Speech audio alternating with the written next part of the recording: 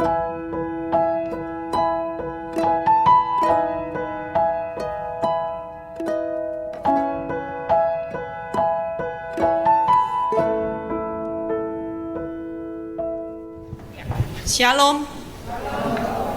Sebelum saya khotbah ya, saya akan saya bawa dari Surabaya seorang wanita yang tangguh yang akan kesaksian ya.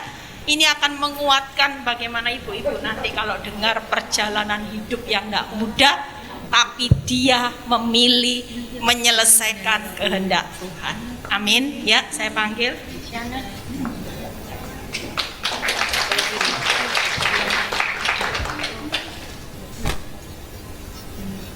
Puji Tuhan, terima kasih buat Tuhan Yesus, terima kasih buat Ibu Eli yang memberi kesempatan buat saya pada jam pagi hari ini. Saya boleh menyaksikan betapa kebaikan Tuhan yang luar biasa yang sudah terjadi dalam kehidupan saya. Saya berkeluarga dengan suami yang sudah 10 tahun ini, suami saya sudah meninggal. Anak saya ada 4 orang anak, perempuan, laki, perempuan. Tapi saya sampai hari ini mengucap syukur sama Tuhan. Jikalau perjalanan kehidupan saya dari saya menikah 2 tahun pernikahan saya mulai ada badai di dalam rumah tangga saya. Saya tidak pernah dikasih uang oleh suami saya. Jadi mulai 2 tahun itu saya sudah punya anak 1, tapi saya tidak pernah dikasih uang. Saya tiap hari cuma dikasih uang belanja 20.000 cukup apa untuk beli ikan. Tapi setiap hari anak-anak saya cuma saya kasih makan sayur sama udang sama telur, itu aja tiap hari. Tapi saya tetap memuji Tuhan dan saya cuma minta hikmat sama Tuhan, bagaimana caranya supaya anak saya bisa hidup, bertahan hidup. Saya cuma bicara sama Tuhan, Tuhan beri saya kekuatan. Oleh karena saya mulai kecil saya dididik orang tua saya, ikut sekolah minggu sampai hari ini saya tetap cinta Tuhan. Oleh karena itu saya tidak putus asa. Saya bilang ini pernikahan sudah saya jalani dan saya harus terus sampai kapan Tuhan mau pakai kehidupan saya, tetap memuliakan Tuhan. Ketika perjalanan hidup saya boleh cerita, suami saya setiap hari berkata-kata yang kasar. Dan setiap kali berkata-kata kasar, kalau saya berbicara langsung saya kena pukul. Tiap hari, kalau tiap malam pun sesuatu terjadi oleh suami saya, pulang kerja setiap hari mesti marah. Dan bukan itu aja, saya selalu kena kata-kata yang kotor. Dan itu pun tidak pernah saya perbuat, tapi suami saya selalu berkata-kata kotor sama saya. Tapi saya tetap tidak pernah sakit hati. Saya tetap melayani suami saya dan saya tetap mengasihi mereka. Karena saya tahu apa yang Tuhan sudah bersatukan tidak mungkin diceraikan oleh manusia. Saya selalu pegang firman Tuhan dengan teguh. Dengan perjalanan kehidupan saya lalui dengan anak pertama, anak kedua, ketiga, keempat. Dari anak pertama saya langsung berpikir, Tuhan kalau hidup saya terus-terusan diem aja gini tidak mungkin. Tapi saya percaya ketika hobi saya masak. Jadi saya mulai ketika saya coba untuk masak, berjualan, sampai hari ini saya lakukan itu. Tuhan terus menambahkan nikmat, bukan satu masakan tapi beberapa. Karena dulu mama saya mengajarkan saya untuk masak. Jadi setiap hari mama saya jualan 20 macam masakan. Tidak pakai pembantunya cuma saya dengan 3 orang adik saya laki-laki. Itu saya pakai. Saya percaya Tuhan, jikalau saya mau belajar hidup benar, hidup taat sama Tuhan, saya tidak pernah merasa sakit hati sama suami saya. Dan saya tidak pernah bilang apa-apa. Kalau saya dimarahi cuma saya tunduk, saya nangis. Jadi setiap hari saya dimarahi, dikata-katain apa, sampai anak-anak saya besar semua. Itu terjadi terus selama 27 tahun. Jadi anak kedua, ketiga, keempat, tapi saya tetap berjalan di dalam kebenaran Tuhan. Setiap hari tidak tak pikir jalan naik, pokoknya yang penting hidup saya mau memuliakan Tuhan. Jadi setiap hari saya kalau keluar di jalan, saya selalu menangisi diri saya sendiri. Tuhan tetap beri kekuatan. Tidak mungkin saya harus cerai, harus pisah, karena anak-anak saya anak-anak yang luar biasa. Tuhan sudah titipkan buat saya ke-4 orang anak ini. Saya akan jaga mereka walaupun papanya tidak menafkahi uang buat saya, cuma dikasih 20.000. Dia luar kotaan sales ya, mungkin pergaulan ya, karena suami saya bisa begini, tapi dia tidak main perempuan, cuma mulutnya berkata-kata kasar. Kalau marah ini tangan mesti menampar saya atau memukul saya, menendang saya. Kalau hari libur, anak-anak saya sekolah libur gitu, langsung ditempak, bangun pagi, ayo masak nasi, aku mau makan. Sabar Pak, aku ini capek, aku bilang gitu. Jadi dari anak kedua saya sudah mulai jualan. Kalau anak-anak mulai sekolah gitu, tak titip di sekolah, sampai mereka pulang sekolah saya berjualan, masuk keluar kampung. Jadi Surabaya saya kelilingi semua dengan naik motor. Saya tidak pernah malu, karena saya cari uang. Saya tidak akan untuk menghidupi anak-anak saya tidak pernah mau malu, apa gengsi, tidak. Saya tetap ini semua untuk keluarga. Jadi tetap saya pertahankan dengan apapun. Terakhir suami saya 10 tahun terakhir suami saya mau meninggal itu, ini sudah meninggal 10 tahun toh. Dia sakit kanker hati sama hepatitis C. Itu di rumah sakit tuh loh, masih berkata-kata tanya uang, kan orang datang jenguk kan mesti kasih uang, tanyai mana uangnya, tak bilangi Pak kamu tuh lo sakit, tapi kok saya pikiri uang terus saya toh, uang ini lo udah tak otek ini lo tak kasih no ya toh, terus mulai kata-kata kasar lagi mek saya bilang Tuhan ampuni ya toh, tetap saya tidak pernah bilang wis cepet mati ya kamu, ndak, saya cuma bilang ampuni Tuhan ampuni, karena apa yang sudah mereka lakukan ya Tuhan ampuni mereka, tapi tetap ya semua apa yang kamu tabur pasti kamu tuai. Tidak pernah cinta anak.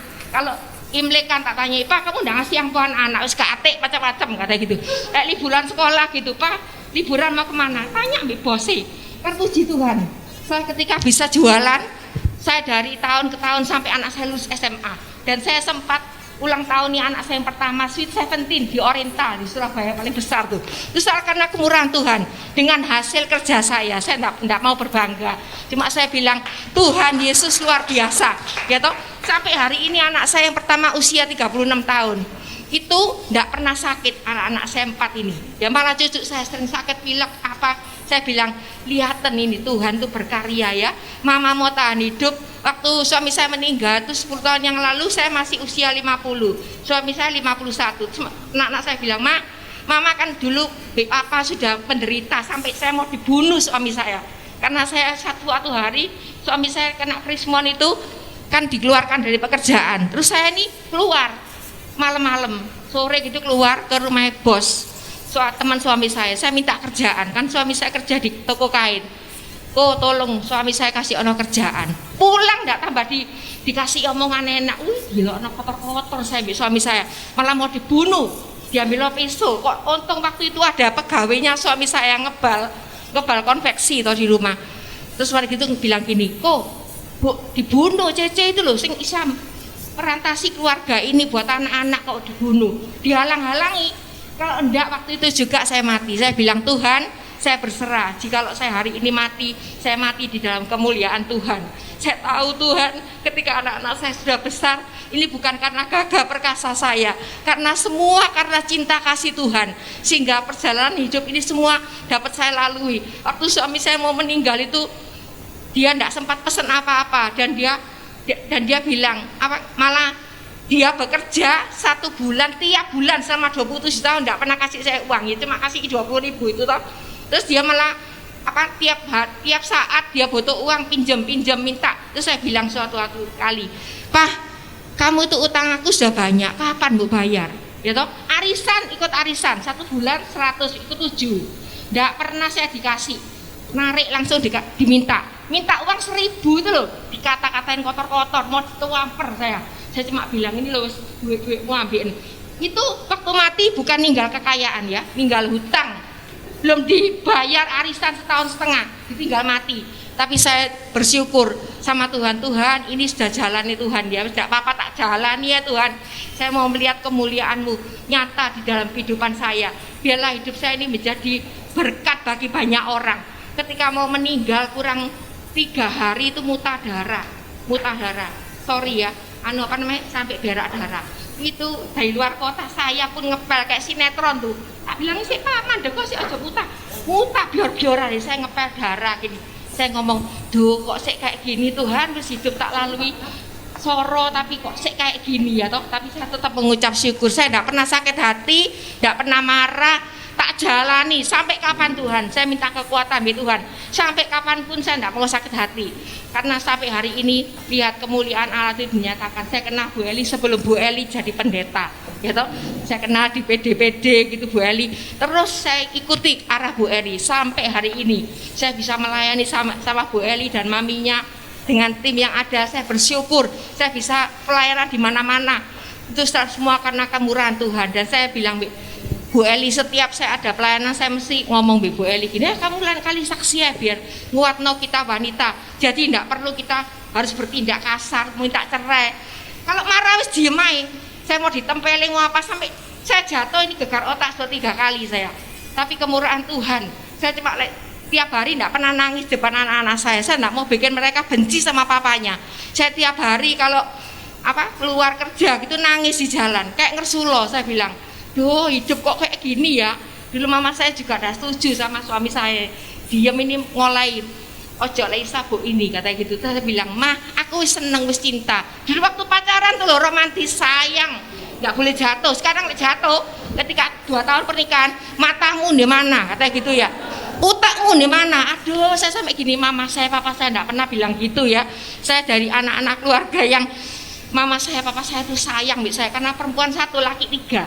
Lek suami saya ngilok, nah matamu sundel lonte gak kelene ilok saya itu gitu. Saya enggak pernah berbuat macam-macam. Saya enggak pernah seneng dengan laki-laki lain. Teman-teman ini datang ke rumah itu bilang, enggak boleh keluar ya. Lek keluar kamu tak bunuh kamu kata gitu. Enggak boleh kelihatan teman-temanku laki. Saya disuruh masak untuk teman-teman ini kan sales. Saya masakkan makanan. Aku enggak keluar Pak, ini loh makanan ini matang. Wes enggak usah keluar ke dalam.